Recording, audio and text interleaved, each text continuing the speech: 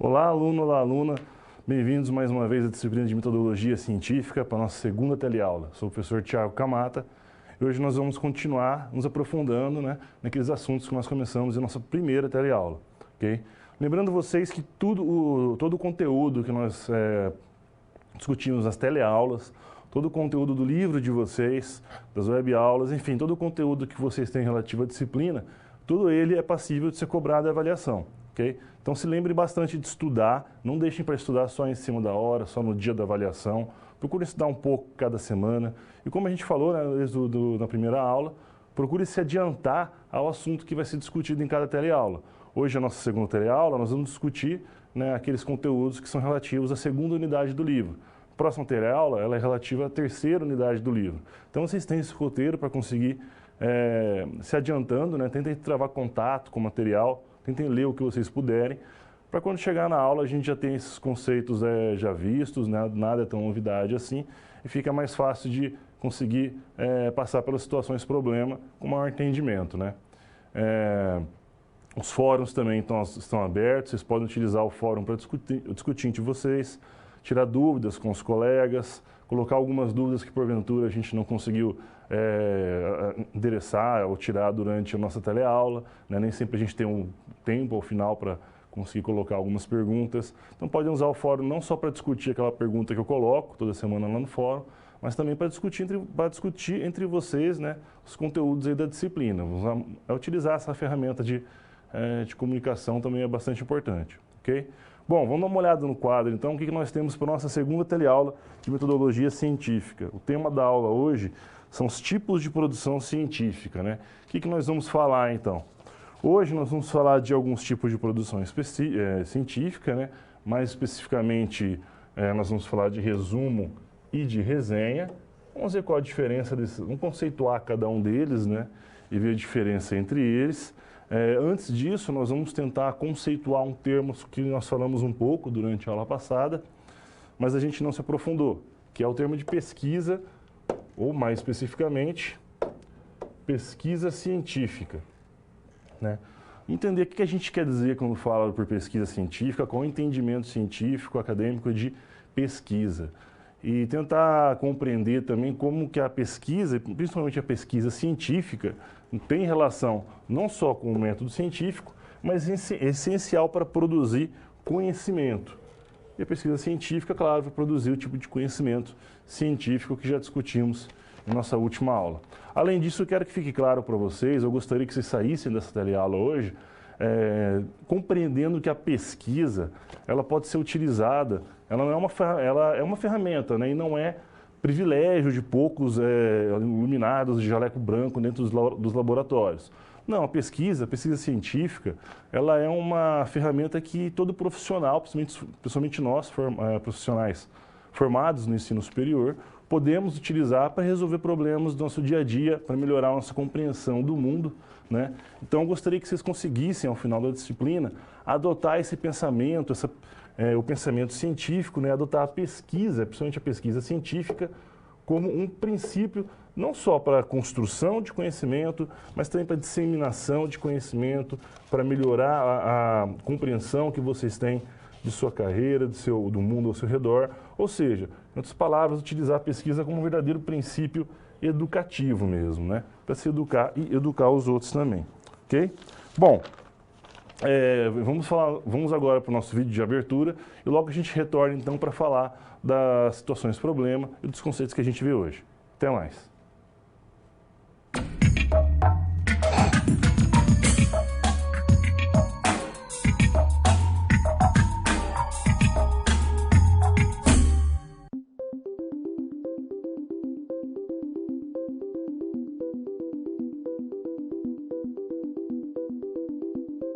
Olá!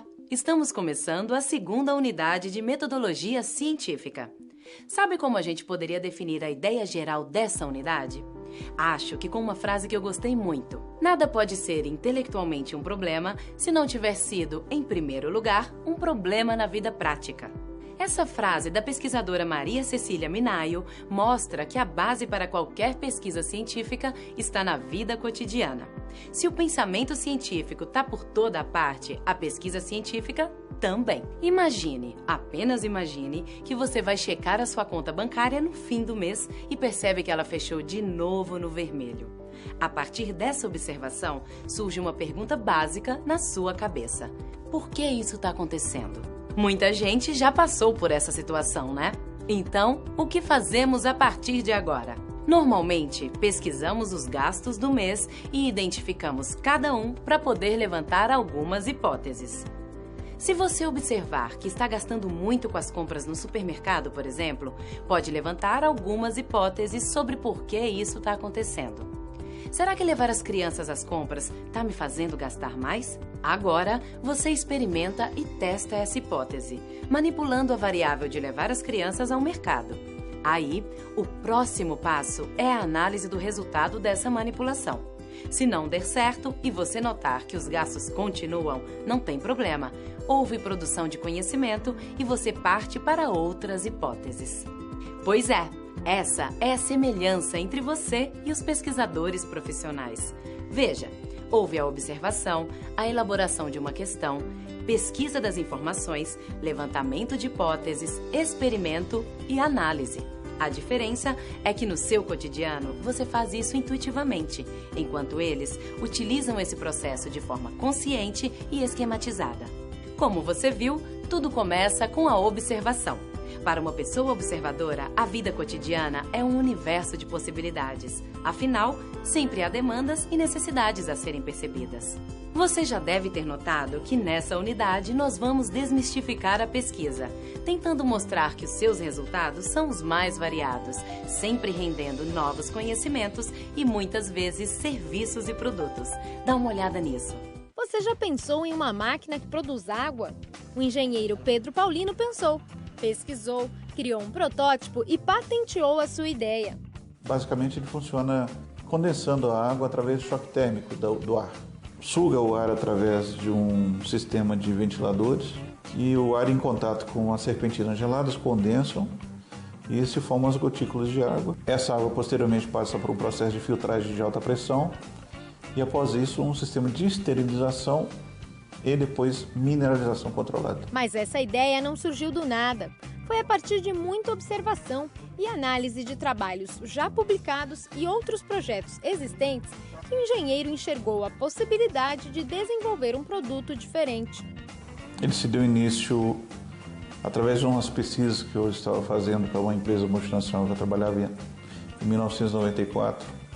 O objetivo era que a gente prospectasse água para fins de hemodiálise. E daí eu andei em muitos países procurando soluções de questão de filtragem, de várias formas de se obter água, né? Não só necessariamente através de água que já estivesse presente em estado líquido. Numa dessas viagens eu me deparei com um projeto em Israel muito interessante, que era esse de se obter água através de condensação de grande quantidade. Uma vez tendo a ideia, né, o lampejo, a centelha, aquilo que desperta a curiosidade, a vontade de fazer, como é que o pesquisador, a partir daí, dessa vontade grande, como é que ele materializa aquilo? A primeira coisa é o pesquisador precisa saber onde que a ideia dele se posiciona no mundo. Será que existem ideias parecidas? Será que o que ele pensou é muito diferente de outros? Então ele vai pesquisar, por exemplo, em patentes relacionadas, ele vai pesquisar, por exemplo, fazendo levantamentos bibliográficos no assunto, entender o contexto, né? Saber organizar e sistematizar as informações adquiridas na pesquisa é muito importante para que ela seja, de fato, uma ferramenta confiável para a construção do conhecimento. A primeira coisa é conseguir explicar em poucas palavras, 1, 2 frases, talvez 3, o que aquilo faz. O que é aquilo? Qual é a sua invenção? Qual é a sua ideia? Qual é a sua descoberta? Além disso, a comparação com outros. A revisão bibliográfica, a prospecção tecnológica, onde você se compara com o que já existe no mundo e diz, olha, o meu avança nesse ponto aqui para resolver esses problemas que os outros não resolveram. E aí você vai explicar em mais detalhe qual que é a sua invenção, qual que foi a sua descoberta. Então você descreve tecnicamente o que foi que você fez. Para o pesquisador, a dica é se aprofundar naquilo que você gosta. uma vez que a informação acelera a criatividade e quanto mais você sabe sobre um assunto, mais tem ideias de como ele pode melhorar. A grande dificuldade das pessoas que não estão acostumadas a fazer isso é organizar as ideias. Então você tem que controlar a ansiedade, ter paciência, ser metódico, é por isso que chama metodologia, seguir o método, ser rigoroso, porque se falhar nisso, os dados finais vão ser inválidos e você perdeu tudo que veio antes. Para despertar o seu lado pesquisador, mantenha a curiosidade e a sede por informações.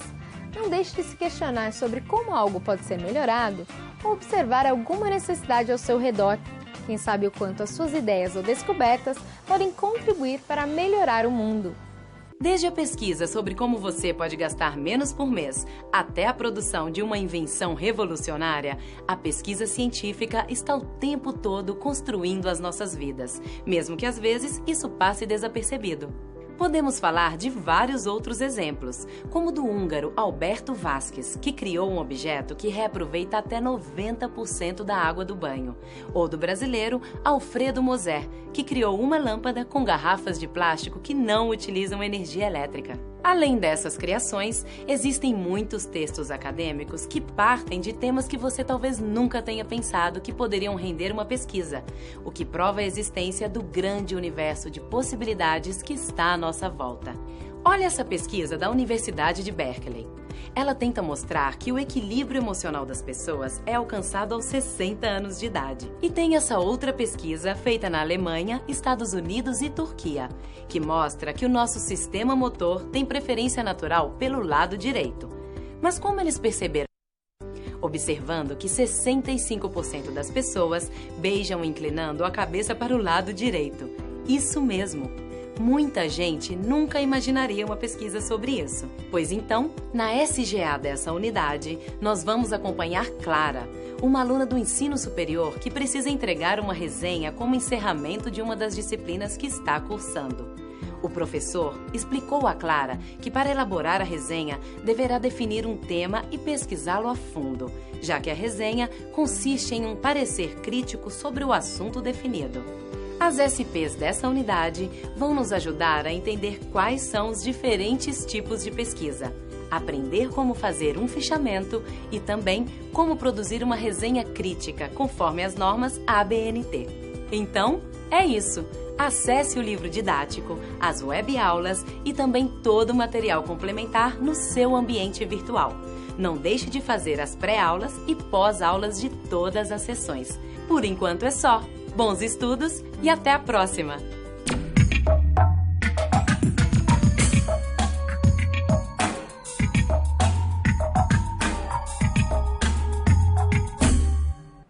Olá de volta, pessoal. Bom, quem viu o vídeo com atenção, quem assistiu com atenção, deve ter percebido que lá no começo foram falados de alguns assuntos, de alguns conceitos que nós vimos na nossa primeira aula, Por exemplo, sobre o teste de hipóteses. Falaram o que era uma hipótese, A gente falou sobre uma hipótese ser uma espécie de solução provisória que a gente propõe para algum problema de pesquisa, para o nosso estudo, E como nós testamos essa hipótese.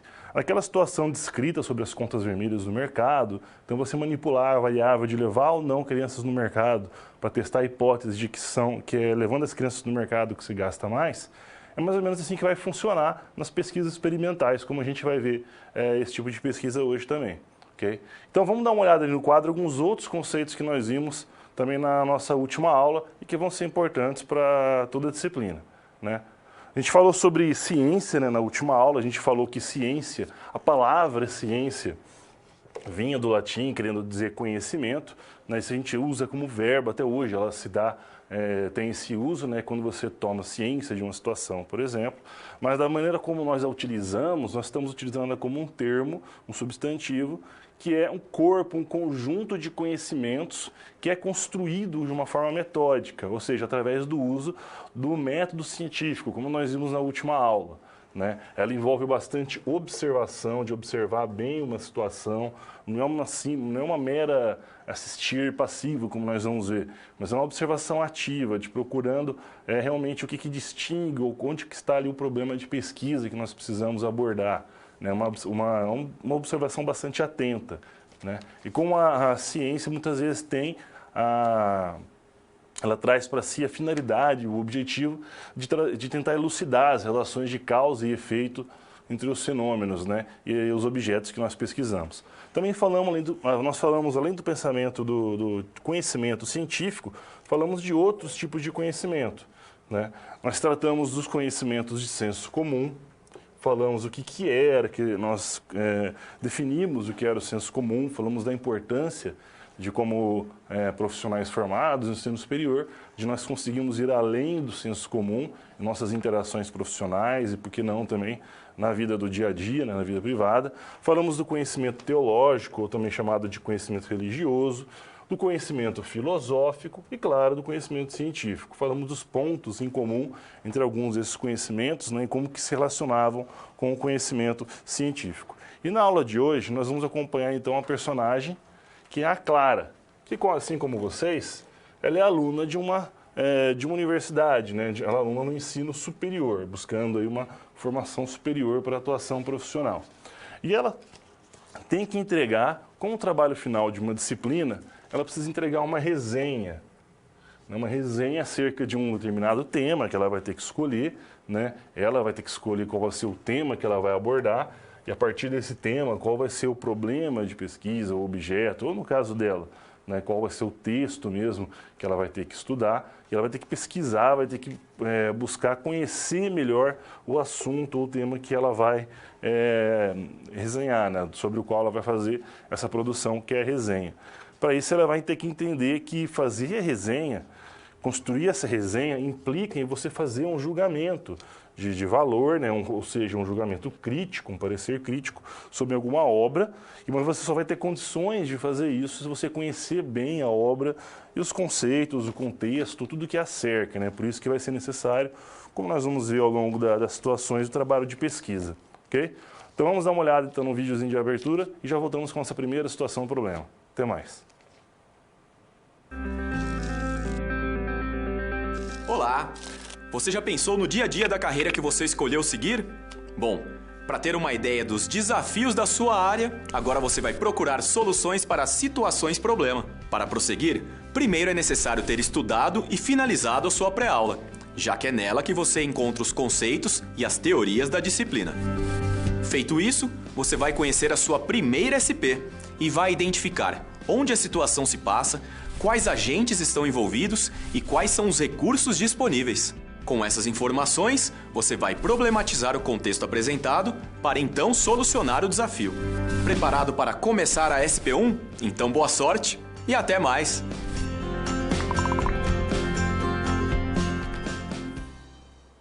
Olá pessoal, bem-vindos aí de volta. Vamos dar uma olhada no quadro então, quais são os dados que a gente tem para a nossa primeira situação problema. Bom, como nós vimos, a Clara vai ter que construir uma resenha a respeito de alguma obra, de algum texto que vai ser escolhido por ela, né? Ela vai escolher um tema e então depois buscar um livro, buscar uma obra sobre aquele tema sobre o qual ela vai ter que fazer a resenha. Mas por onde ela começa, né? O que ela precisa fazer primeiro? Como que ela vai conseguir organizar os conhecimentos que ela vai precisar para fazer essa resenha e onde ela vai buscar esses conhecimentos? Ela vai ter que partir da pesquisa. Mas antes dela sair fazendo uma pesquisa ou saindo fazendo uma busca qualquer pelo tema, ela precisa entender primeiro que tipo de pesquisa ela precisa fazer, né? Ou seja, o que é uma pesquisa no entendimento científico e como a pesquisa é utilizada como uma ferramenta para a produção de conhecimento.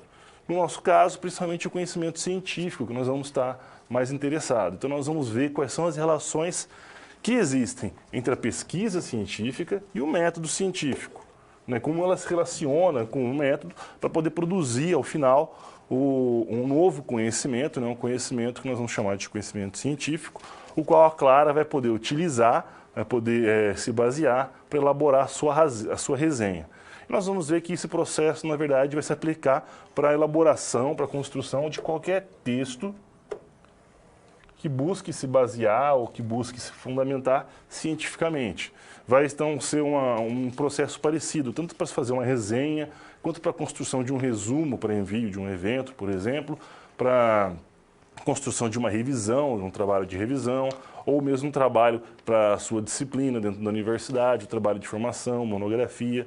Enfim, nós vamos ver que as etapas são bastante parecidas, porque é bastante metódica a maneira de se construir esse conhecimento.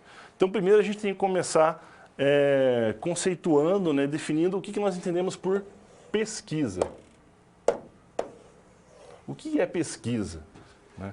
Nós utilizamos no dia a dia a pesquisa como sendo apenas um ato, né, uma ação de se buscar mais informações, mais dados sobre alguma coisa que você está interessado. Né? Essa é aquela definição que nós tiramos aí do senso comum, né? Ou no nosso uso do dia a dia. Então, se você quer aprender como cozinhar algum novo prato, né, fazer um bolo, você pode pesquisar pela receita na internet, ou pesquisar a receita ali nos livros de receita de sua mãe, de sua avó. Se você quer entender, quer compreender melhor como você pode, como funciona o computador, um celular, alguma coisa, né, se você quer entender melhor alguma tecnologia, você pode partir para pesquisar essas informações, né, com pessoas que você sabe que têm melhor conhecimento, para algum parente ou amigo que trabalhe com tecnologia, ou mesmo utilizar também a internet ou outras mídias para a busca de informações. Isso que nós entendemos comumente, né, por pesquisa. A busca simplesmente por informações por qualquer meio, né? A gente vai utilizar aí de qualquer meio para buscar essas informações sobre o que nos interessa. Quando a gente fala de pesquisa científica, porém, o entendimento é um pouco diferente, né? Também vai envolver a busca de informações para se compreender uma determinada situação, um determinado fenômeno que se queira compreender, né, resolver algum determinado problema, né, vai envolver essa busca de dados, né, para se compreender esse objeto. Porém, não é uma busca pura e simples, é uma busca que vai seguir um procedimento organizado. Ela é uma busca metódica, né, sistemática, que segue regras racionais para isso. Né?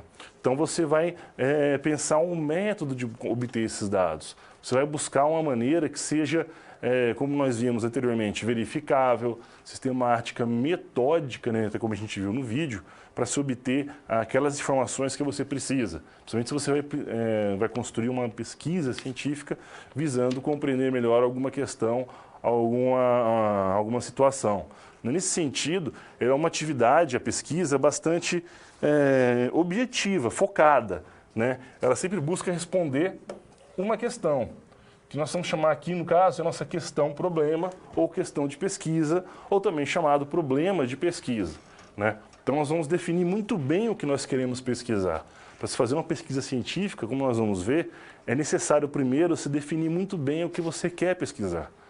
Qual é o seu objeto de estudo? O que você quer entender? Porque uma vez que você define o seu objeto, define o seu problema, todas as outras decisões de pesquisa vão depender dessa primeira decisão. É o objeto que você escolheu que vai definir o tipo de pesquisa que você vai fazer, que tipos de dados você precisa, de alguma forma, recolher, coletar, de que maneira você vai olhar para esses dados, que hipóteses você pode fazer. Tudo isso vai depender, primeiramente, do problema que você escolheu, né? Então, todos esses procedimentos, essas metodologias próprias, né, para essa pesquisa, todas elas precisam, primeiro, que seja bem definido qual é o problema real ali que nós queremos conhecer, o problema de pesquisa. E, a partir daí, a gente aplica as etapas do método científico, né, ou etapas bastante próximas àquelas que nós vimos do método científico, para empreender essa pesquisa. Como nós vimos o método na última aula em esquema, também temos esse esquema aqui de quais seriam as etapas de uma pesquisa científica, claro. Como eu falei, a primeira etapa é sempre você tentar delimitar qual é o tema que você quer compreender e dentro do tema, a partir da escolha de um tema, você vai tentar, então, fechar, delimitar um objeto, um problema de pesquisa. Mais ou menos como nós vimos naquelas etapas do método científico na última aula, né? Por exemplo, eu posso buscar uma pesquisa onde eu quero compreender melhor a relação que se dá entre alunos do ensino médio e as aulas de educação física, né, as aulas de arte ou qualquer outro tipo de aula. Eu quero saber se essas aulas estão sendo interessantes para, por exemplo, nas aulas de educação física, quero saber se as aulas de educação física cumprem o seu papel ali de tornar aqueles alunos mais fisicamente ativos, né? Um dos papéis da aula, né? Então isso ainda é muito abrangente, né? Eu não falei que tipos de alunos eu estou preocupado, quais tipos de escolas, as salas. Eu não tenho como abarcar todos os alunos ali do país. Então isso ainda é um tema de pesquisa. A partir da minha definição do tema, eu começo a me aproximar mais do meu problema. Mas em quais faixas etárias eu vou me concentrar? E que tipos de escola, privadas, escolas particulares, né, escolas públicas? Ou apenas públicas? E quais públicas? Estaduais, federais, municipais, enfim, né? Tudo isso vai definir daí a partir da escolha do meu objeto de pesquisa. Eu escolho o meu tema e a partir do meu tema eu vou selecionar o meu objeto e tudo isso vai definir os próximos passos, né? Esses passos que eu vou executar depois, a coleta desses dados, a análise desses dados, todos eles vão constar aqui do meu plano de pesquisa. Depois que eu definir muito bem o que eu quero compreender, o que eu quero estudar, eu vou construir o meu plano de pesquisa, vou construir o meu projeto de pesquisa. E daí, a partir depois da construção do meu projeto, eu vou passar a sua execução. Vou fazer todas aquelas etapas que eu descrevi anteriormente, né? Vou seguir o plano que eu mesmo preparei e vou coletar os dados que eu preciso. A maneira como eu vou coletar esses dados, se é por entrevista, se é por observação direta, se é por meio de alguma medida mais objetiva, por exemplo, eu quero saber se os alunos estão se movimentando bastante nas aulas de educação física, eu posso gravar as aulas e assistir depois e marcar o tempo que se movimentam, posso utilizar pedômetros ou acelerômetros, entrevista com os alunos, enfim, vai depender de qual tipo de problema que eu elenquei, né? O que realmente eu quero saber. Isso vai definir os dados que eu vou ter que coletar. E nessa etapa também eu posso já ter feito lá no meu plano de pesquisa, levantado algumas hipóteses, né?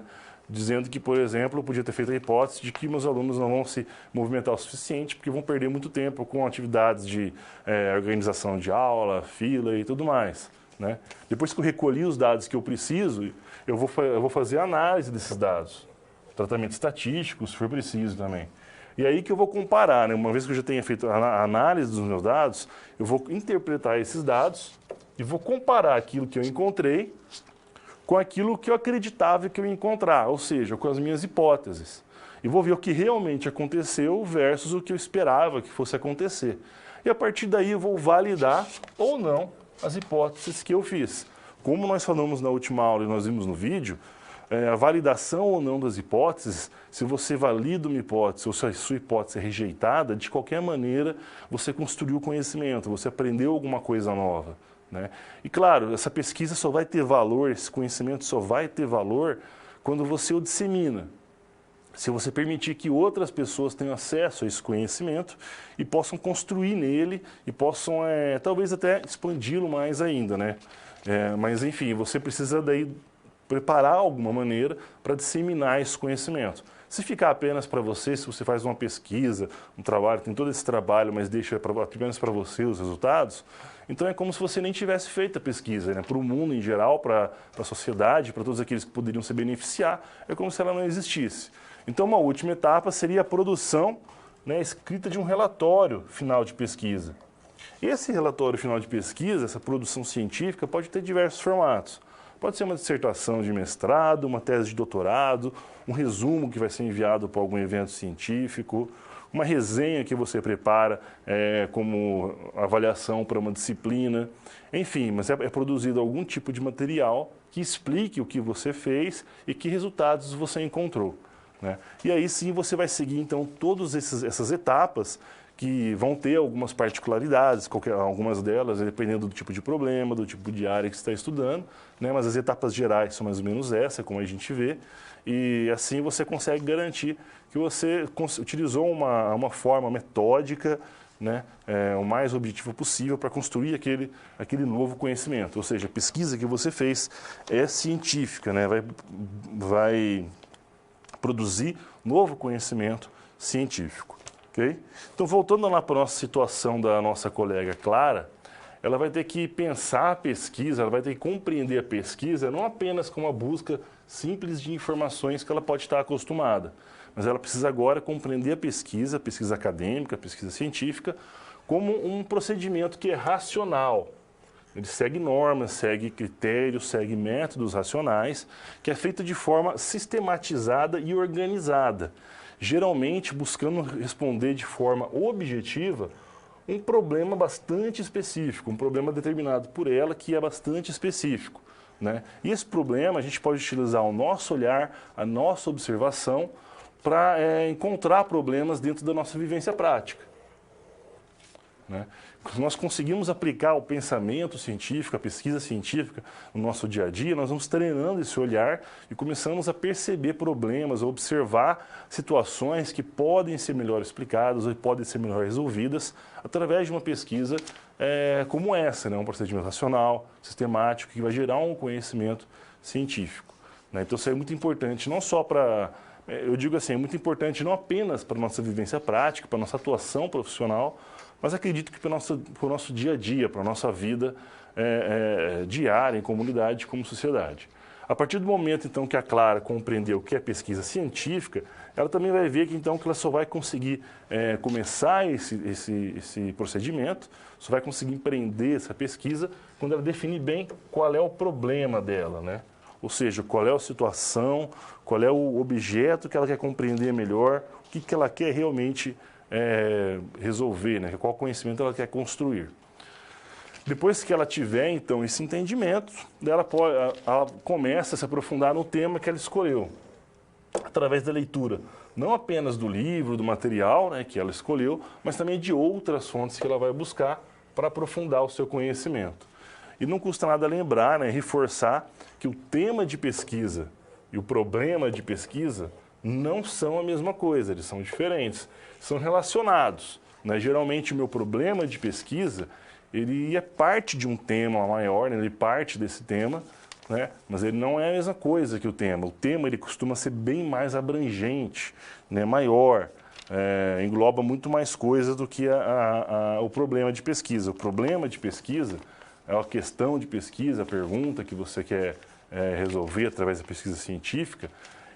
Geralmente o problema ele é colocado em forma de pergunta também, por isso chamado de pergunta de pesquisa, mas ele é bem definido, ele é bem delimitado para que você possa, na prática, né, conseguir realmente efetivamente tratar esse problema, né? Lembrar então que pesquisa tem um significado diferente do que aquele do senso comum quando a gente fala no âmbito acadêmico, fala em pesquisa científica, né? Ela é uma ferramenta, então, muito utilizada não só por cientistas em laboratórios, claro, mas por vocês, futuros profissionais. É uma ferramenta que vai funcionar, que vocês devem utilizar para melhorar, para agregar o seu conhecimento, né? E não custa nada repetir e reforçar, como já falamos desde a primeira aula. Todos nós temos que sempre ir além do senso comum, evitar se satisfazer com aquelas respostas do senso comum. Não, porque sempre foi assim, porque é desse jeito. Enfim, é através desse tipo de pesquisa que a gente consegue se aprofundar em nossas respostas, se aprofundar em nossas ações e conseguir ir além daquilo que é o senso comum. Porque se a gente não fosse além do senso comum, não precisava nem a gente se especializar, né, com a nossa educação, buscar uma educação superior, porque, afinal de contas, né, a gente estaria só satisfazendo com as próprias informações aí do senso comum. Não, a gente tem que buscar ir além, né? Como elite aí educacional do país, elite pensante do país, a gente tem que buscar ir além do senso comum, ok? Bom, vamos agora para um videozinho bem rápido, a gente já volta para dar continuidade com a nossa segunda situação problema da aula de hoje. Até mais.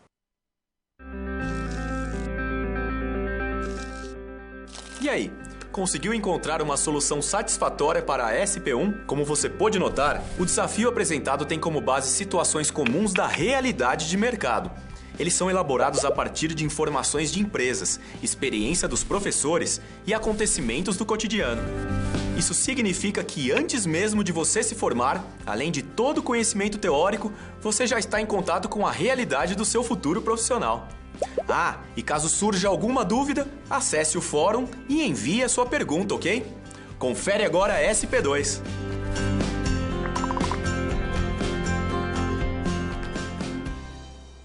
E aí, pessoal, bem-vindos aí de volta. Bom, a gente falou sobre pesquisa, né, conceitou que é pesquisa científica, mas da mesma maneira que nós vimos que diversos autores podem classificar a ciência em diversos tipos de ciência, né, dependendo do objeto que é estudado, nós também vamos ter diversos outros tipos de pesquisa científica, né, dependendo do que se quer estudar, da questão que se faz. Vamos dar uma olhada no quadro, quais são os dados que a gente tem para a nossa segunda situação, problema, e tentar esclarecer melhor quais são esses tipos aí de pesquisa, né? Então a Clara já sabe que vai ter que buscar, pesquisar sobre algum tema, escolher, né, elencar um tema de pesquisa para fazer a sua resenha. Como nós vimos no vídeo de abertura, é muito mais fácil, é muito mais indicado a gente escolher um tema, né, escolher uma temática que atice a nossa curiosidade. Ou seja, um tema que nós achamos que seja importante para a nossa formação, para a nossa atuação profissional, né? Ou um tema que nós queremos saber mais, alguma coisa que nós gostemos, né? Porque o processo de investigação científica ele tende sim a ser trabalhoso, ele é bastante metódico e rigoroso. Então fica muito mais fácil, né? Fica muito mais prazeroso até a gente conseguir levar uma pesquisa, um processo desse até o final, se nós escolhermos algo, buscarmos uma temática, algum tema próximo ali do que nós vivenciamos ou que atice a nossa curiosidade, né? Uma vez que você tem escolhido a sua temática, escolhido o seu tema e definido ali o seu objeto de pesquisa, você precisa pensar agora que tipo de pesquisa você vai fazer, né? Como você vai pesquisar para obter mais informações sobre aquele objeto que você elencou para ser o seu problema de pesquisa. Se eu quiser saber sobre a vida de um personagem, um brasileiro importante, quero saber sobre a vida e a carreira de Ayrton Senna, por exemplo. Só que esse mesmo tipo de pesquisa que eu faria se eu quisesse compreender melhor de que forma, qual a diferença que há entre atletas, vamos dizer, de elite e atletas amadores, ou se eu quiser compreender quais são os alimentos, né, mais indicados para quem busca melhorar a forma física ou perder peso. Será que o mesmo tipo de pesquisa que eu vou utilizar se eu quiser compreender a história de uma cidade, a história de um país, né? Ou seja, a forma que você escolhe, o problema que você escolhe, vai acabar também, de certa forma, dizendo que tipo de pesquisa você vai realizar, né? E nós vamos ver daí, então, como que isso vai culminar no processo, na resenha que ela vai ter que fazer ao final, ok? Bom, reforçando aquilo que eu já disse, né? Pesquisa não é privilégio de poucas pessoas. Não é privilégio de cientistas de jaleco branco, cabelos malucos em laboratórios, nada disso, ok?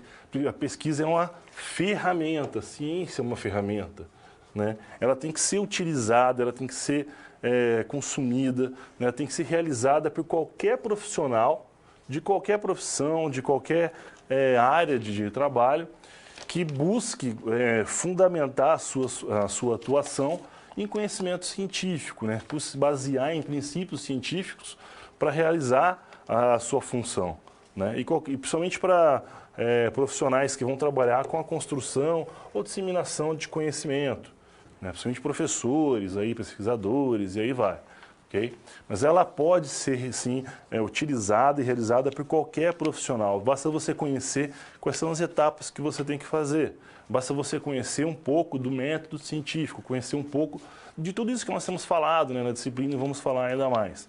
De como se constrói, de como se dá a pesquisa científica, né? Então temos que quebrar esse certo preconceito de que pesquisa não é para mim, não é apenas para ali pessoas de jaleco branco, né? Lembrando que pessoas de jaleco branco podem ser tanto cientistas como vendedores de colchão, então não é grande privilégio estar ali no laboratório, não. Todo mundo pode, todo mundo tem a possibilidade, a capacidade de realizar e utilizar a pesquisa na sua vida prática, né? Na sua atuação prática e no seu dia a dia. Okay? Como eu falei antes, ela é um princípio educativo, princípio para se construir conhecimento, para você avançar na sua formação profissional, mesmo depois de formado, claro, né? E por que não para resolver problemas do seu dia a dia, tanto seus problemas profissionais,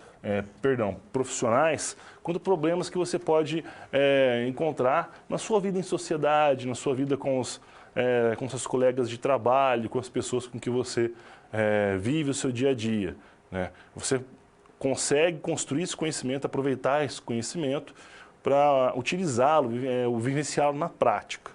Okay? Pesquisa não é nenhum bicho de 7 cabeças e nem é também privilégio de poucos. Ela realmente tem uma atuação, tem uma importância prática muito grande, né? A gente costuma às vezes ter aquele velho preconceito, aquela dicotomia de que a teoria e a prática seriam coisas dissociadas, né? Separadas. Que a teoria é uma coisa, a prática é outra, né? Que eu preciso mais de prática do que teoria, ou que a teoria não vai me ajudar na prática. Isso é mentira, isso é errado, é um preconceito mesmo, né?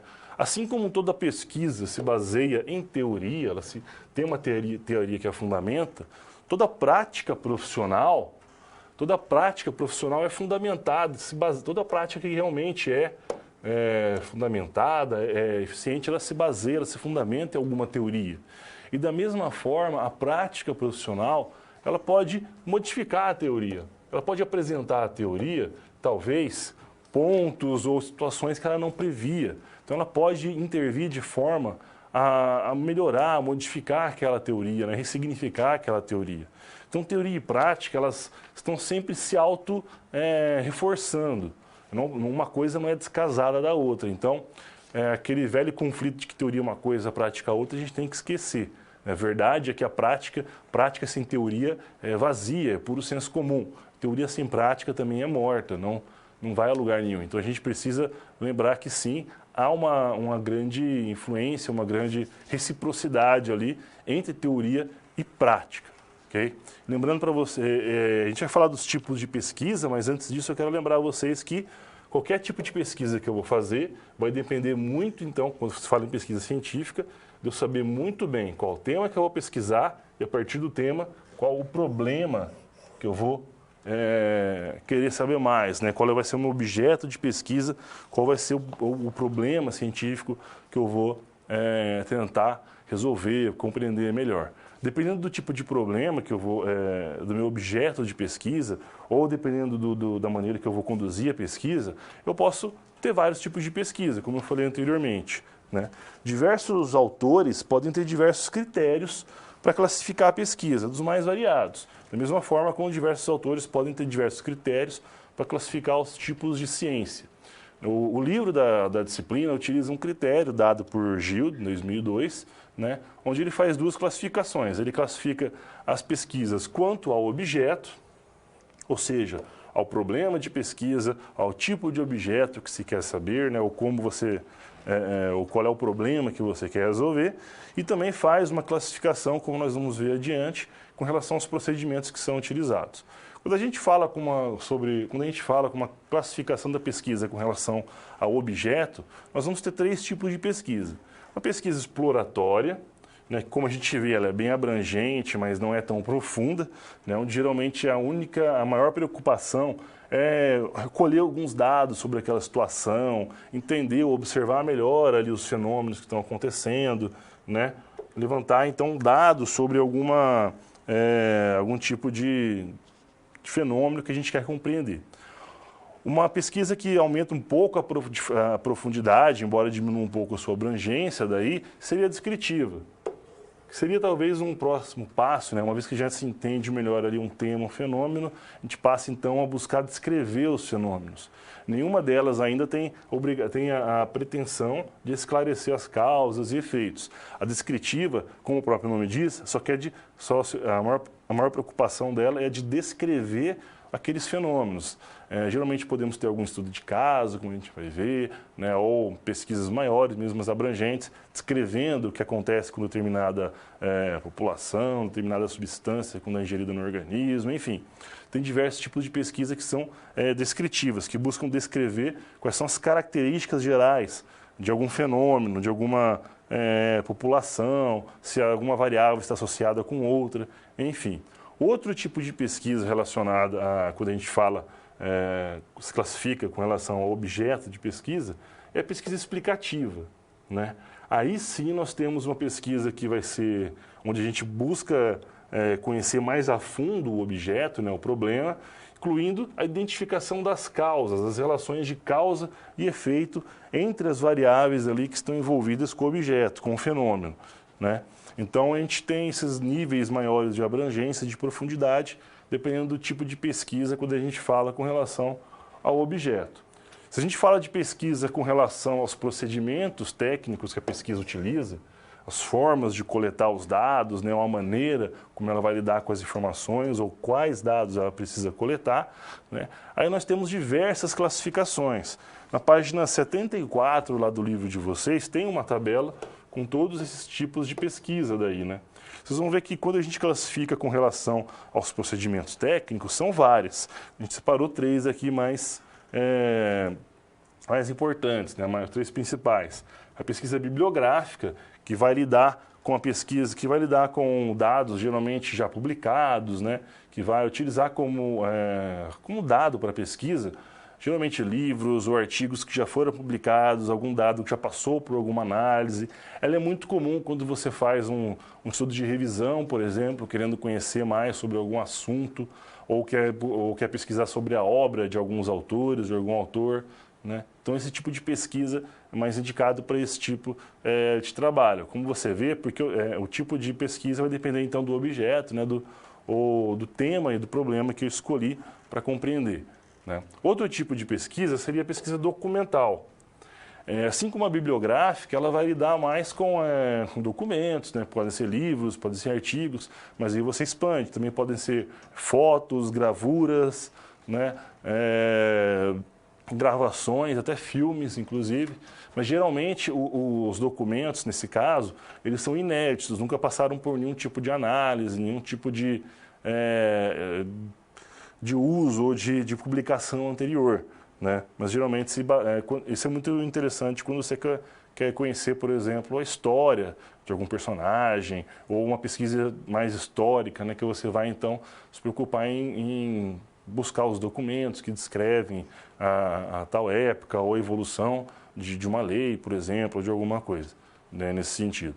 Então esse seria o tipo de pesquisa documental, né? Mas lembrando que, diferente da bibliográfica, os documentos aqui ainda não tiveram nenhum tipo de análise prévia. Outro tipo de pesquisa que aparece é experimental. Esse é o tipo de pesquisa que o próprio nome diz, envolve fazer experimentos, né? Experimentação. Geralmente é um tipo de pesquisa que você quer isolar o efeito de algumas variáveis sobre outras, ou seja, você quer buscar relações de causa e efeito entre variáveis, né? Você vai se preocupar, então, com grupos de controle, variáveis dependente ou dependente, né? Geralmente é um tipo de pesquisa que se dá muito mais naquelas ciências talvez mais exatas, né? Ou mais, como a gente chamou, mais mais quantitativas, né? Como nós vamos ver mais para frente, onde se consegue quantificar melhor os valores. Pesquisas de cunho mais social, às vezes, tem um pouco de dificuldade de utilizar o tipo de pesquisa experimental, porque é muito difícil isolar as variáveis, né? Os fenômenos são muito complexos.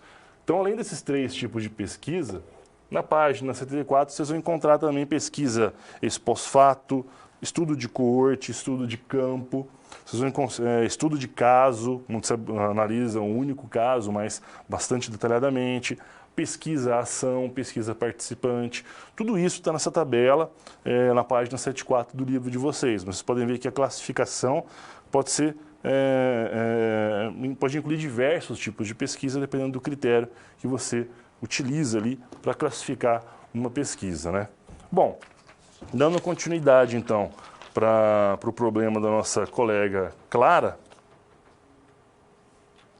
ela vai ter, então, que a primeira etapa, né, o primeiro passo dela é a escolha do tema do seu projeto, para a sua resenha.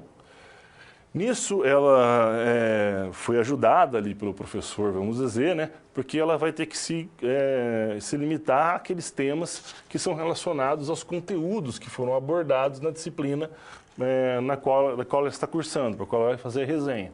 Então, já diminuiu ali o universo de temas que ela poderia ter escolhido.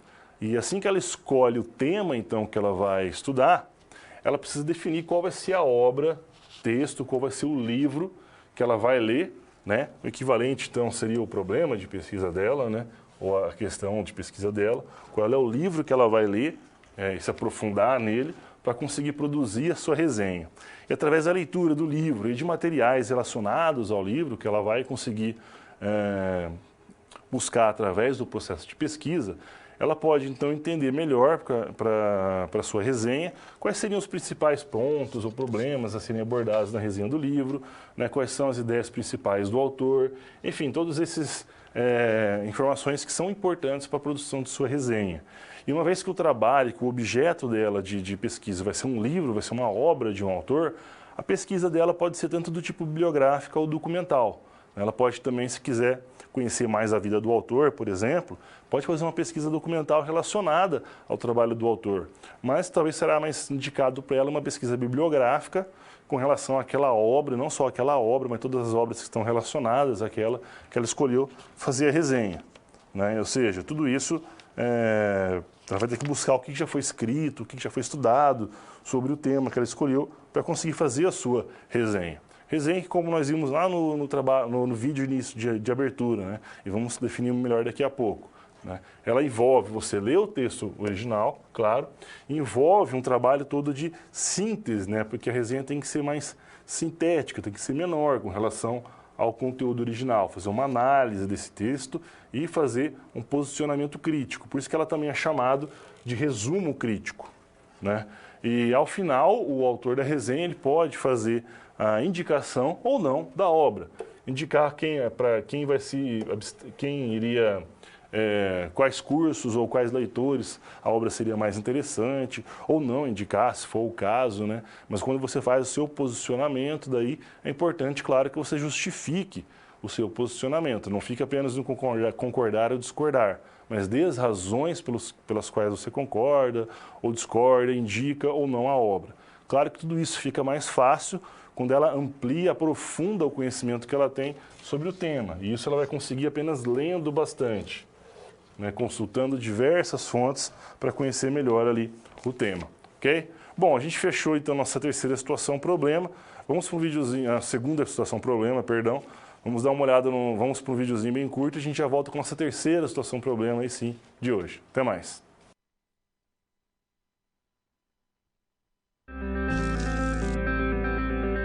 Bom, 2 SPs já foram finalizadas. Como você acha que está se saindo? Lembre-se de que para se dar bem é importante seguir as etapas, já que elas facilitam os seus estudos. Vamos revê-las? Primeiro é necessário estudar a pré-aula para conhecer a teoria e os conceitos da disciplina. Em seguida, leia a SP com atenção para conhecer e interpretar a situação exposta. Feito isso, você deve levantar hipóteses sobre a situação problema, considerando os recursos disponíveis. E por fim, você deve aplicar os conceitos estudados com foco em resolver a problematização. Combinado? Então fique agora com a SP3. Até mais!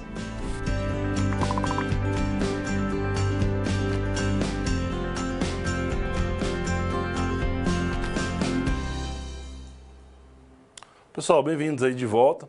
Bom, vamos dar uma olhada no quadro então, quais são os dados que a gente tem para a nossa terceira situação problema de hoje. Vamos lá. Bom, a Clara, ela vai ter que buscar diversas fontes para compreender, para poder se aprofundar ali no seu trabalho, né, na sua resenha. E para isso ela vai ter que ler bastante, como eu falei, vai ter que usar muita leitura e buscar muitas informações. Porém, ela vai ter que buscar uma maneira de conseguir organizar essas informações, né? Ela vai buscar diversas fontes e para conseguir ter uma melhor base, um melhor aprofundamento para fazer a resenha, mas ela vai ter que buscar alguma maneira também de organizar essas informações, sistematizar essas informações conforme ela vai ler, né? E uma maneira de fazer isso é através do que a gente chama de fichamento, né? Nós precisamos fazer uma boa leitura, claro, a gente vai ter melhores condições de fazer um bom fichamento se a gente fizer uma boa leitura. Então nós vamos tentar entender como a gente pode utilizar essas fichas, né, do fichamento para conseguir organizar melhor tudo aquilo que ela leu, todas as informações que ela precisa para conseguir fazer a resenha que ela precisa entregar na disciplina. Mas antes disso, é bom a gente compreender, a gente falar um pouco sobre leitura, né? A gente sabe que a leitura que nós fazemos para estudar um material, para tentar compreender uma mensagem, um conteúdo, É diferente da leitura que você vai fazer quando você lê um jornal, por exemplo, ou você lê um livro de ficção, um romance, algo por lazer, né? É diferente, é uma leitura diferente da que você deve fazer para estudo, pelo menos deveria ser, né? A leitura, quando a gente faz com o intuito de aprender, ou com o intuito de pesquisar, ela tem que ser não uma leitura passiva, ou uma leitura onde você apenas vai se deixando levar ali pelo texto. Também não pode ser um decoreba, claro. Ela tem que ser uma leitura que tem que ser ativa. É uma leitura na qual você sempre se pergunta e sempre questiona aquilo que você está lendo. Você vai formando ali o seu juízo, vai procurando buscar qual é a mensagem principal do autor naquela passagem, buscar refletir se você sobre as ideias que você lê ali no texto, se você concorda ou discorda, acha elas boas ou ruins, indicaria ou não, ou seja, você faz o seu posicionamento crítico também, né? Então ela é uma leitura um pouco mais ampliada, uma leitura um pouco mais aprofundada, né? Uma leitura que nós chamamos de leitura informativa. E por isso, como ela é diferente da leitura que a gente faz para lazer, por exemplo, ela também vai ser feita de forma diferente, ela vai ter, ela é um pouco mais organizada e sistematizada. Bom, a leitura informativa ela tem algumas etapas, né? A primeira etapa, que seria da leitura informativa, é aquela etapa de você, quando você está buscando quais materiais você precisa selecionar para ler, né? Você precisa decidir se aquele livro ou se aquele artigo é interessante ali para o seu objetivo, para a pesquisa que você está fazendo. Então, essa primeira fase, você faz uma leitura bem superficial, né? É uma fase de leitura de reconhecimento, também chamada de pré-leitura, onde você lê bem superficialmente o texto. Se for um artigo, você vai ler talvez apenas o resumo. Se for um livro, você vai dar uma olhada nas informações de capa, contracapa, ali talvez uma introdução bem rapidamente, mas sempre com o intuito de decidir se esse material é possível de ser utilizado ou não, né? Então você está apenas selecionando o que você vai passar, que você não vai ler, e aquilo que você possivelmente vai ler. Uma segunda fase, né, uma segunda peneira, vamos chamar assim, envolve o que a gente chama de leitura seletiva. Aí, com aquele material que você já selecionou, que tem chance de ser usado, você faz uma leitura um pouco mais ampliada, né, um pouco mais aprofundada do material, mas apenas com o intuito de selecionar um material que vai ser que realmente tem informação boa ou não. Por exemplo, se você selecionou um livro na primeira parte, na sua leitura de reconhecimento, você vai fazer uma leitura seletiva para decidir se você vai utilizar o livro todo ou se são apenas alguns capítulos do livro que são interessantes, alguns trechos ali do texto. Para isso, então, você precisa fazer uma leitura um pouquinho mais aprofundada, um pouco mais minuciosa ali do que você fez na primeira etapa. A partir desse momento, depois dessa etapa, você passa então a ter um conjunto de materiais, um conjunto de referências que vão ser aquelas que você realmente talvez vá utilizar no seu estudo, né? Então daí você faz uma terceira etapa, que vai ser uma leitura mais crítica, reflexiva, onde você vai ler aquele material mais minuciosamente, vai ler ele de forma mais aprofundada, para saber o que realmente você vai tirar, o que vai utilizar, quais citações são interessantes de utilizar no seu trabalho, na sua produção científica, né?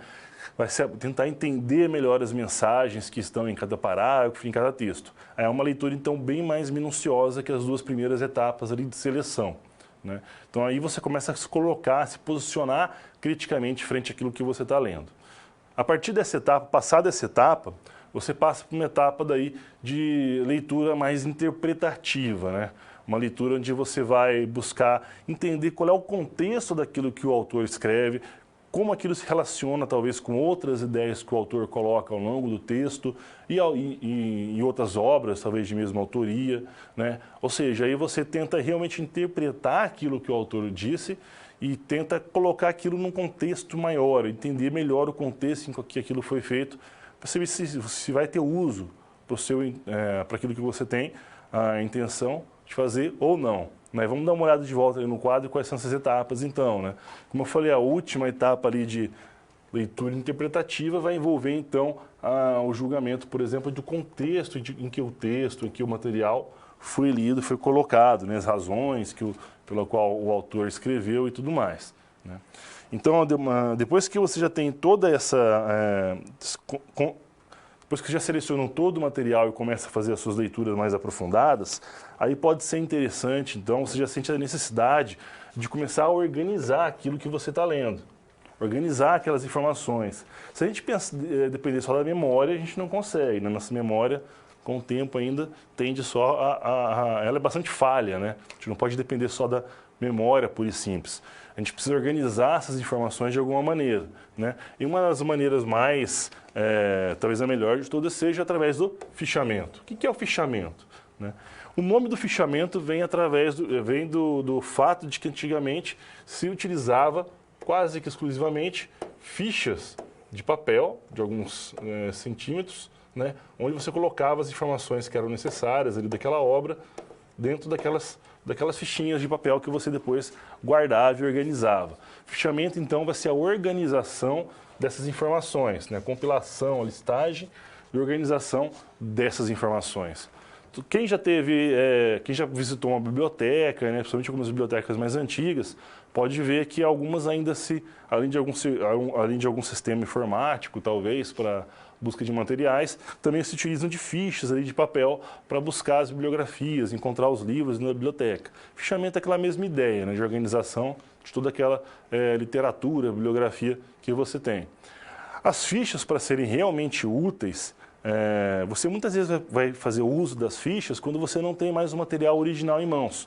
Então, se for algum material que eu emprestei, se é um livro que você perdeu, é um livro que você emprestou e não voltou ainda, né? Ou um livro que você buscou na biblioteca, utilizou para o seu trabalho e devolveu, muitas vezes você precisa daquele material novamente, mas você não tem ele mais em mãos. Mas se você fez o fichamento, então você vai ter aquelas informações mais importantes, mais necessárias daquele material, daquele texto, através das suas fichas. Então elas vão ser muito úteis para se consultar o material, né, as ideias do material, mesmo quando você não tem o material original em mãos. Para isso, ela tem que ter algumas informações essenciais na ficha. Vamos dar uma olhada no quadro ali, quais são essas informações, né?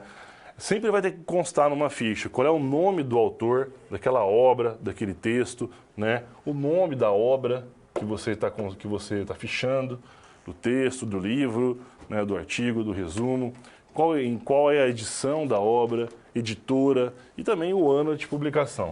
Com essas informações em mãos, você já consegue, por exemplo, colocar o livro que você utilizou na sua lista de referências bibliográficas, como nós vamos ver mais para frente ao longo da disciplina, né? Sem ter o livro ou o material original, né, em mãos. E as informações depois que você coloca as informações essenciais, as informações que vão na ficha, além dessas, aí ficam a seu critério, vão depender do uso que você vai fazer, né, das fichas. Os tipos de ficha que vão existir depende muito do uso que você vai fazer delas. Se você só se interessa em colocar informações bibliográficas, como essas que a gente viu, essenciais, as fichas vão ser, então, meramente bibliográficas, né? Algumas vezes você pode colocar parte de uma obra, só de um capítulo, por exemplo, e vai ter esse material, essa citação bibliográfica na ficha. Outras fichas podem incluir citações, né, trechos que você achou interessante de uma obra e que você pode usar, talvez, claro, citando o autor original, nos seus próprios trabalhos. Fazer alguns resumos, algumas sínteses de obras também, e você pode colocar os seus próprios comentários ou análises das obras. Então, o tipo de ficha vai depender do uso que você vai fazer da ficha. E a forma de utilização dessas fichas hoje é bem diversa. Se antes você só utilizava fichas de papel, hoje você pode utilizar diversos tipos de material. Você pode utilizar um caderno onde você fazia os seus fichamentos. Eu mesmo utilizava para os meus estudos, e foi bastante útil. Você pode organizar suas fichas em arquivos no computador e pastas no computador. Vantagem que você daí não vai ter limites de espaço, né, para guardar as informações, e talvez a busca seja mais rápida, né? Cada método vai ter as suas vantagens e desvantagens. Por exemplo, o caderno e a ficha de papel tem a vantagem de você ter que escrever mesmo fisicamente, o que ajuda você a fixar algum material e também ajuda a treinar o seu poder de síntese, de resumo, porque o espaço é limitado, né? Porém, vai ter as desvantagens, às vezes, de guardar, ou de estocar, ou de cuidar dessas fichas, né?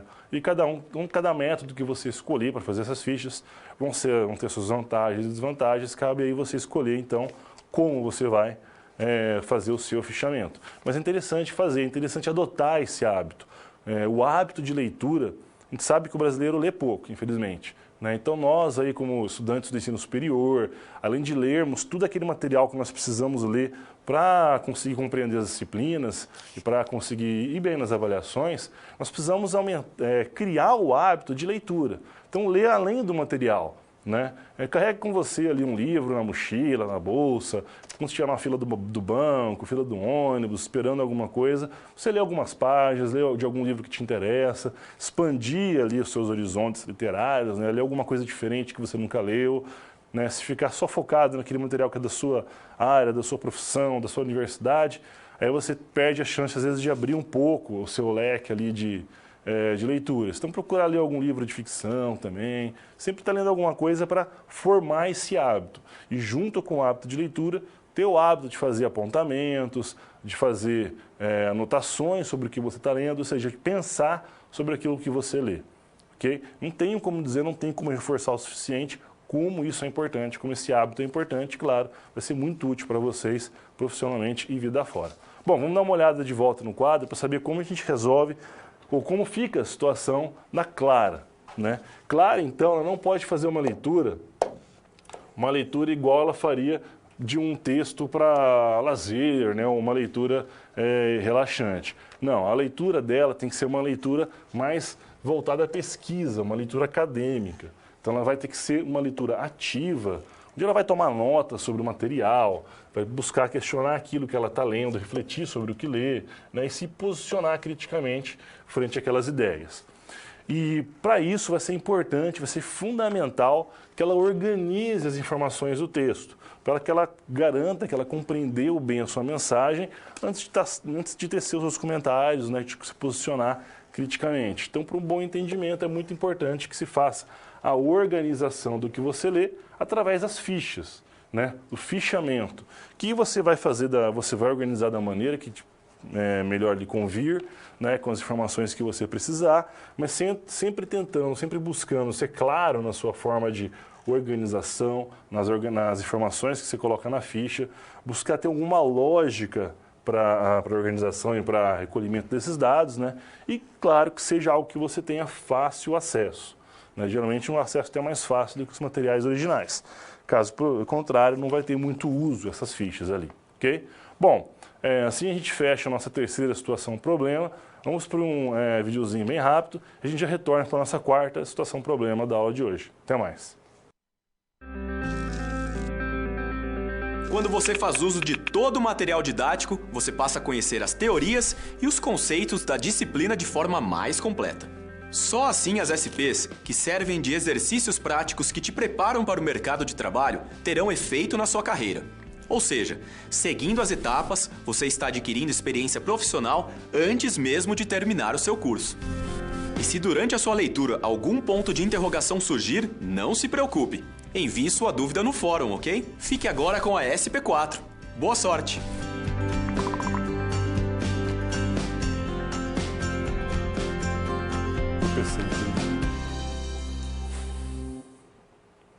Olá pessoal, bem-vindos aí de volta. Vamos dar uma olhada ali no quadro, então, o que nós temos com relação à nossa quarta situação problema de hoje, ok? Então, retornando para aquela situação inicial lá da Clara, ela tem que desenvolver, como trabalho de conclusão da disciplina, uma resenha relacionada a um tema de escolha da própria aluna. Ela vai ter um tema que tem relação com o conteúdo da disciplina, e ela sabe que vai ter que desenvolver pesquisas, uma pesquisa, com relação àquele material, vai envolver bastante leitura e que ela vai ter que organizar esse material, organizar essas informações. Uma vez que ela tenha já compilado todo o material que ela precisa e organizado as informações que ela já conseguiram, organizadas as informações que ela precisa para a resenha, agora ela começa a se perguntar, então, o que é uma resenha? Como eu faço uma resenha? Para que serve a resenha? Além dela ganhar nota e passar de ano na universidade, para que serve a resenha? Como ela elabora uma resenha? Será que há normas? Tem alguma estrutura específica, alguma normalização para a resenha? Bom, eu falei anteriormente que nós íamos tratar de dois tipos de produção, resumo e resenha. Então, para a gente compreender melhor o que é uma resenha, é interessante compreender primeiro o que é um resumo. O resumo, como nós vamos ver, faz parte de uma resenha, né? Ele está incluído na resenha. O resumo, provavelmente a gente já utilizou muitas vezes a palavra, né? A ideia de resumo na nossa vida, na vida do dia a dia, na nossa vida diária. Né? Se você pede para algum colega resumir um filme, resumir um livro, para você saber se vai gostar ou não, se deve comprar ou se deve assistir. Né? O que é um resumo, então, para o nosso entendimento? É uma forma de você apresentar a informação, de você dar alguma informação de uma maneira mais concisa, né? Mais sintética, geralmente selecionando os principais pontos ali da informação que você precisa passar. Se for um texto, eu vou selecionar as principais ideias, os principais temas ali do texto para fazer um resumo. Se eu estou fazendo um resumo de um filme, eu vou te falar apenas os principais acontecimentos, deixar surpresas para você quando você for assistir, né? Ou seja, no resumo, é claro que a gente sempre tem que buscar preservar as ideias originais ali do texto, do autor, do material que nós estamos resumindo. Caso contrário, a gente não está fazendo um bom resumo, ele não está realmente repassando, né, as ideias ali que o material original tem. Então, resumidamente, o resumo é isso. Ele é só uma maneira clara, concisa, geralmente, claro, se eu fazer o resumo de um texto, ele vai ser geralmente menor do que o texto original. Tem que ser bem conciso, objetivo, sintético. Né? Acima de tudo, ele não pode modificar ou interferir de maneira nenhuma nas ideias do autor original do texto, nas ideias que o texto traz originalmente. Né? Também você não faz nenhum tipo de juízo de valor, você não se posiciona criticamente. No resumo, você não vai dizer se você gostou, não, concorda ou não, você vai apenas resumir. Apenas colocar as ideias originais do autor ou as ideias principais do texto de forma menor, de forma mais concisa. Né? Um bom resumo, para poder ser bem feito, ele precisa primeiro que a gente conheça o material original. Né? No caso de um texto, eu tenho que ter feito uma leitura desse texto. Né? Uma leitura nem que seja mais geral, mais superficial, mas eu preciso conhecer o texto para conseguir fazer um bom resumo.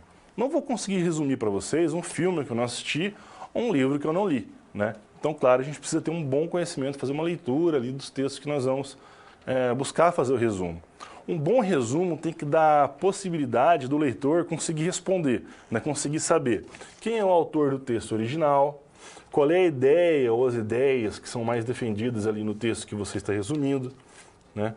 Do que se trata ou qual é a ideia principal de cada parte do texto que está sendo resumido e se o autor do texto original expõe alguma opinião, expõe alguma ideia, faz algum juízo, qual é ele? Né? Qual é a opinião do texto original? Todas essas informações, essas perguntas, eu tenho que conseguir responder apenas com resumo, sem precisar ler o texto maior, o texto original. Né? Então, o resumo vai ser útil para isso também. Você faz o resumo de um livro, você não precisa sempre se reportar ao livro quando precisar de alguma informação. Você muitas vezes pode buscar ali no resumo. Né? Já o que é uma resenha, então? A resenha, como eu disse, ela vai englobar, ela vai incluir o resumo. Né? Ela também, ou seja, ela também vai apresentar as principais ideias de uma obra, vai apresentar qual é as principais ideias do autor, né? Ela vai trazer, vai conseguir responder aquelas mesmas perguntas que o resumo ali responde. Né?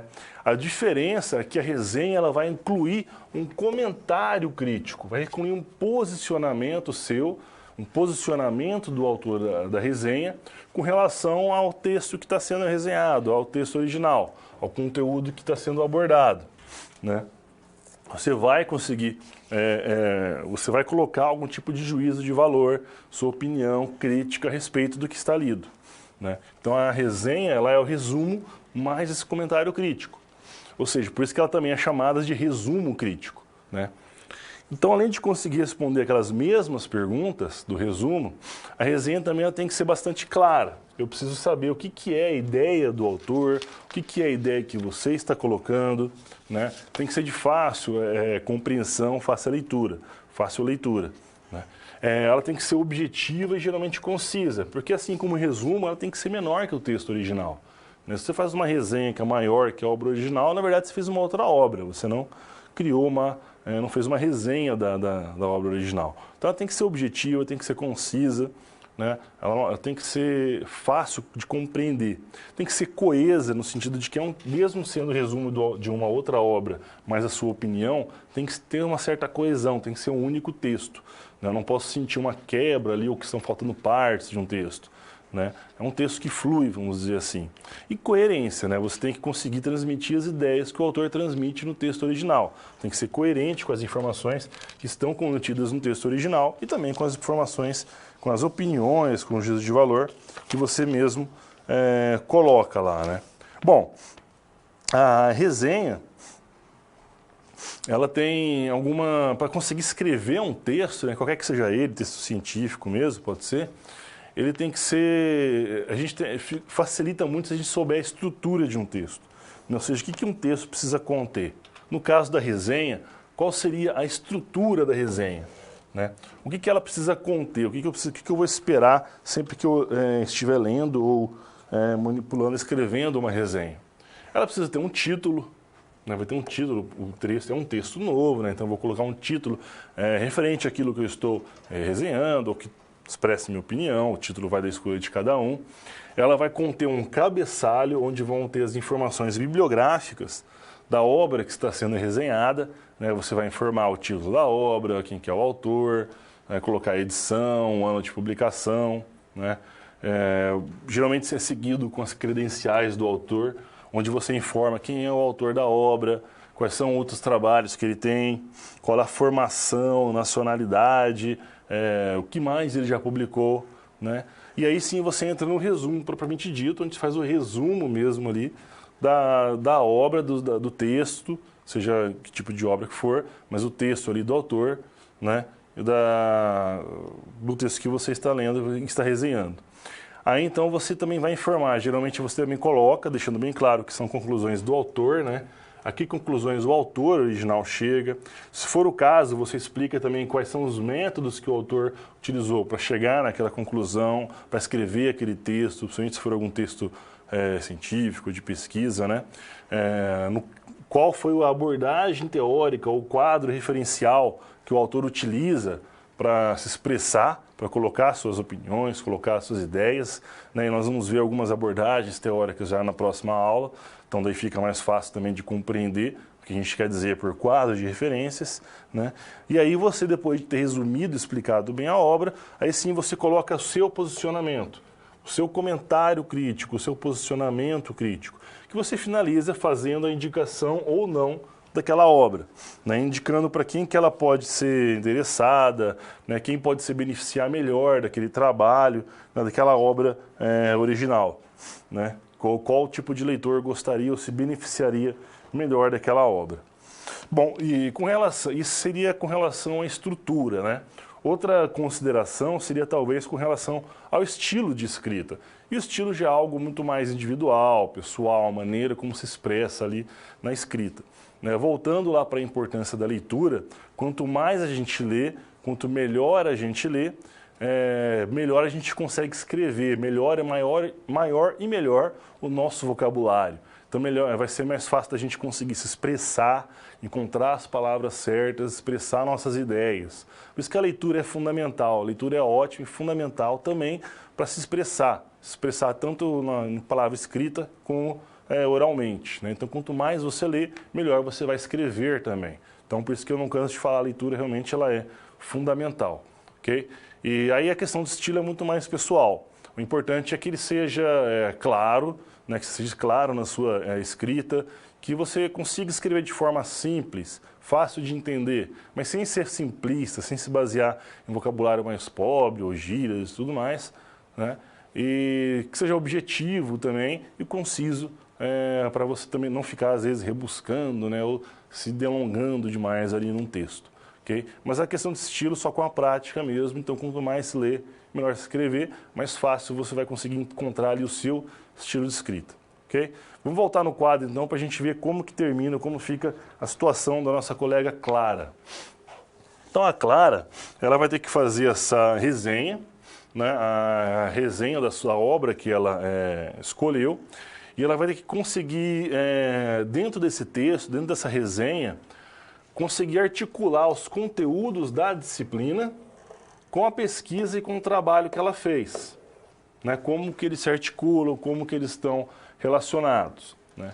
Ela vai conseguir ter mais possibilidade de fazer um bom trabalho, uma boa resenha, se ela buscar outras fontes além daquela. Ou seja, se ela buscar ler outros textos que podem dar melhor base para ela conseguir compreender o seu tema, fazer uma boa pesquisa bibliográfica ali, de todos os textos relacionados àquele texto do autor, e assim conseguir compreender melhor aquele tema que ela tem que resenhar. Lembrando que para isso é fundamental que ela organize a sua forma de buscar essas informações, de armazenar essas informações, que ela organize a maneira de estudar. Isso é possível também através de técnicas como a do fichamento, né? Uma vez que ela tem as informações todas organizadas e estudadas, aí ela pode fazer aquele resumo que nós vimos, o resumo em si, né, que vai ser contido na resenha, de acordo com as normas da ABNT, com a formatação acadêmica, a apresentação formal ali do texto. E uma vez que ela fez o resumo, ela pode então colocar seu posicionamento crítico, o seu comentário e assim realizar a resenha, né? Ou seja, aquela produção científica que seria o resultado das pesquisas que ela fez, que ajudaram ela a construir melhor a sua opinião, a sua resenha. Isso vai ser muito mais fácil fazer esse resumo, essa resenha, se ela progredir também aos poucos, né? Se você está lendo um texto e quer fazer um bom resumo, uma boa resenha, talvez seja mais fácil se você fizer isso parágrafo por parágrafo, você conseguir colocar as ideias principais de cada parágrafo, assim você consegue avançar no texto aos poucos, né, e compreender melhor com essas ideias que você precisa separar ali para colocar no seu resumo e na sua resenha. Ok? Bom, a gente fecha a nossa quarta situação problema aqui. Vamos agora para um videozinho curto e já voltamos então para finalizar a aula, ver se tem algumas perguntas da aula e tudo mais e dar continuidade aí ao nosso estudo. Até mais!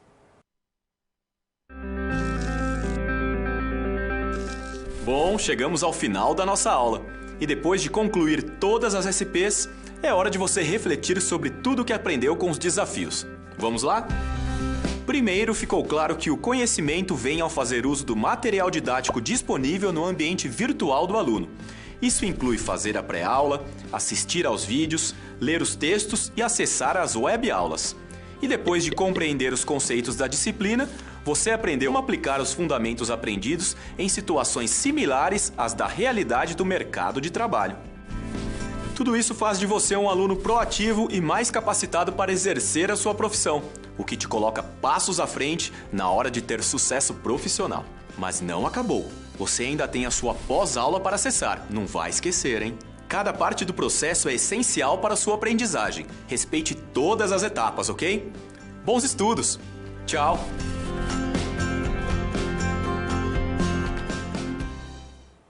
Pessoal, bem-vindos de volta. Antes de eu deixar uma pergunta, antes de eu deixar um fechamento para reflexão de vocês, quero endereçar uma pergunta ali que apareceu no chat, né? O pessoal perguntando se esses elementos são obrigatórios na escrita de um resumo crítico, né? De uma resenha. Sim, aquela estrutura que nós apresentamos é a estrutura que nós esperamos de um resumo crítico, de uma resenha que seja feita de acordo com as normas da ABNT. Né? Então, se é um trabalho acadêmico, se é um trabalho formal que vão seguir essas normas, então sim, nesse caso, é obrigatório que contenha aqueles elementos, né? Aquela estrutura, seja seguida aquela estrutura da resenha, ok? Bom, vamos dar uma olhada então num pensamento, numa questão que eu quero deixar para vocês, para provocar aí um pouco da discussão, né? Bom, nós temos aqui uma situação de que os alunos do terceiro semestre do curso de Pedagogia, eles vão cursar a disciplina de Didática. Durante a disciplina, foi decidido que o processo avaliativo, né, que é a avaliação, vai ser feita através de uma resenha. Os alunos vão ter que produzir uma resenha de um livro, o livro chamado Pedagogia da Autonomia, de Paulo Freire. Né? O professor até aqui foi bonzinho, já escolheu o tema e o livro para os alunos, né? Muito bem, os alunos precisam fazer uma resenha desse livro. Então, quais aspectos do livro, assim, não do livro em particular, né? Mas se eu fosse fazer uma resenha, quais aspectos eu precisaria destacar de qualquer texto? né? Ou quais elementos e quais passos também, se quisermos avançar nisso, quais são os elementos que vocês acham que deveriam, não podem faltar nesse texto, nessa produção, nessa resenha? Quais são os passos que eu preciso seguir para produzir essa resenha, né? Como que eu vou fazer essa pesquisa de forma científica? Enfim, como que deveria ficar a resenha desses alunos? No caso de vocês, se fosse fazer uma resenha também de algum material, de algum livro, como que ficaria? Okay? A gente tem um pouco de tempo ainda, então se alguém tiver alguma pergunta, coloque aqui agora no fórum. A gente vai dar uma olhadinha agora se tem algumas perguntas, eu já volto então para responder as perguntas de vocês. Até mais.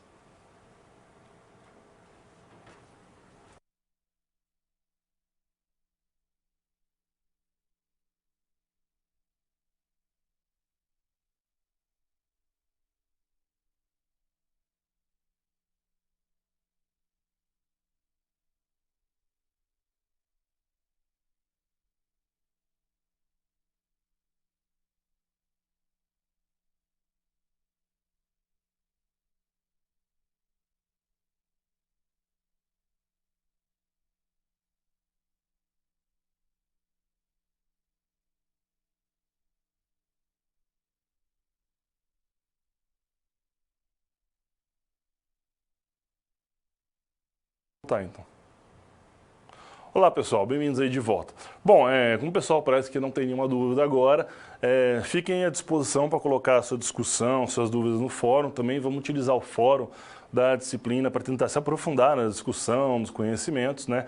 Lembre de estudar o material da disciplina, de buscar se familiarizar com o livro. Se você ainda não tem um livro físico, vá na biblioteca virtual que vocês conseguem uma cópia virtual lá do livro, né, uma cópia digital. Enfim, busquem o material e tentem se familiarizar com o material antes de cada teleaula. Na próxima teleaula, então, teleaula de número 3, nós vamos tratar da terceira unidade do livro, onde nós vamos falar mais especificamente de projetos de pesquisa, vamos falar de pesquisa bibliográfica e pesquisa documental, e vamos falar das principais abordagens de pesquisa, as principais abordagens teóricas para pesquisa, principalmente nas ciências sociais ali, ok? Bom, bons estudos a todos, fiquem agora com o vídeo de encerramento e até a próxima.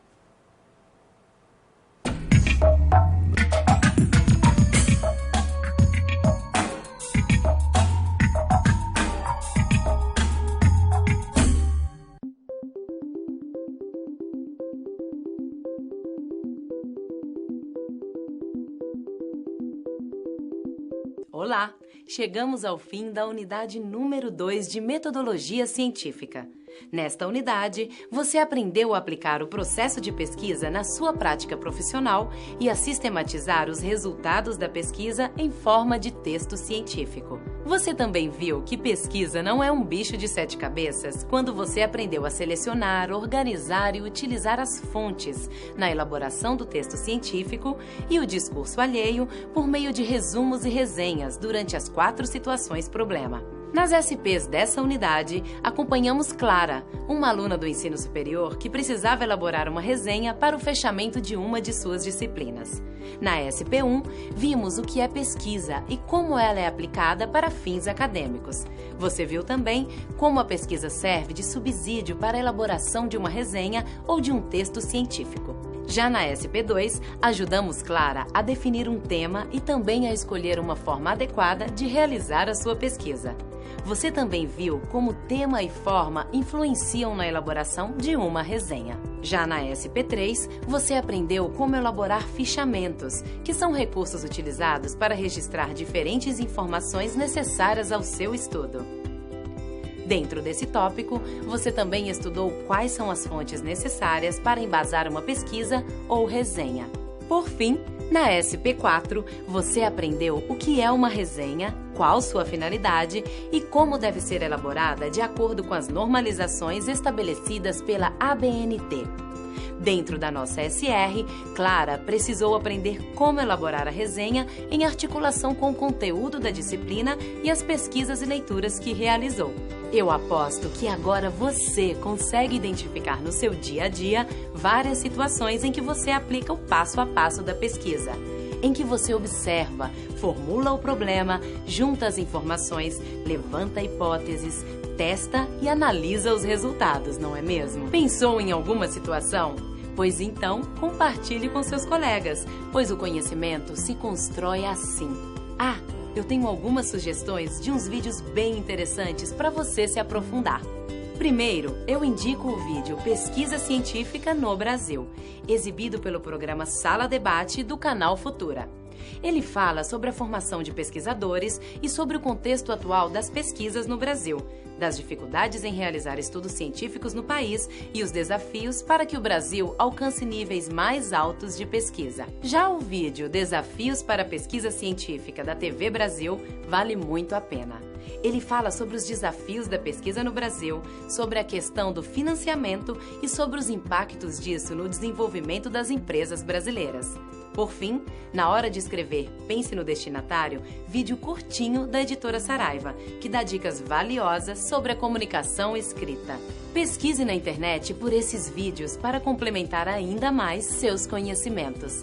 E por falar em escrita, tenha em mente que a leitura é um hábito que precisa de esforço para ser construído, mas que vai te dar uma capacidade de escrita e de interpretação muito maiores.